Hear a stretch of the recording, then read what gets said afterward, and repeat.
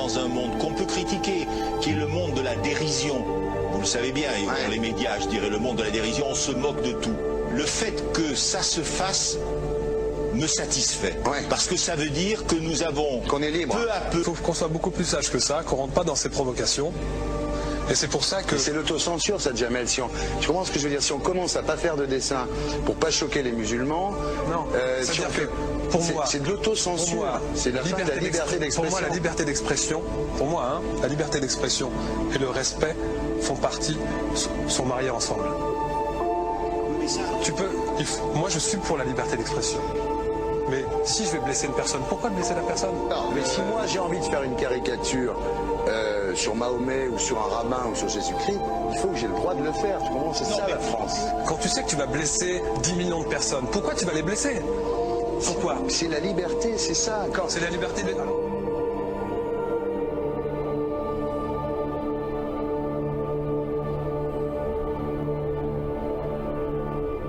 Non, mais vous pensez pas que c'était à vous de vous excuser, non? En disant le sketch n'était pas très drôle, je suis désolé si j'ai blessé des gens, voilà, excusez-moi, voilà, c'est une connerie, c'est mon travail.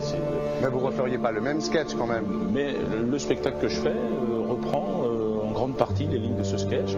Mais il y a un truc que je comprends pas sur cette affaire, c'est qu'à aucun moment vous avez senti le besoin de vous excuser et que vous en avez rajouté. C'est tellement surprenant, c'est tellement inadmissible que j'en suis choqué. Voilà. Dans un pays où on peut parler, on peut s'exprimer. Et là, pourquoi tout d'un coup, sur un sujet, on ne pourrait pas s'exprimer vous savez bien pourquoi on ne peut pas s'exprimer. Pourquoi? Parce que dans ce pays, on a envoyé pendant la guerre des juifs dans des chambres à gaz et que ça crée un petit problème quand même. Vous voyez ce que je veux dire? Dans ce pays, on a envoyé pendant 400 ans des centaines de millions de Noirs, il y a eu 400 ans d'esclavage, et pourtant ça n'a pas empêché Michel Leb de faire un sketch qui m'a fait marrer, où il faisait un noir, et à la fin il faisait un singe, et en parlant des narines, en parlant des lunettes. En tout cas, lui, il n'a pas été interdit d'exercer son travail, il a même eu la Légion d'honneur. Quelqu'un qui a toute sa famille qui a été exterminée dans un camp de concentration et qui voit quelqu'un à la télé qui dit Israël, vous vous rendez compte? Je sais pas. Il y a des moments où même si on connaît les gens, même si on les a invités, on leur...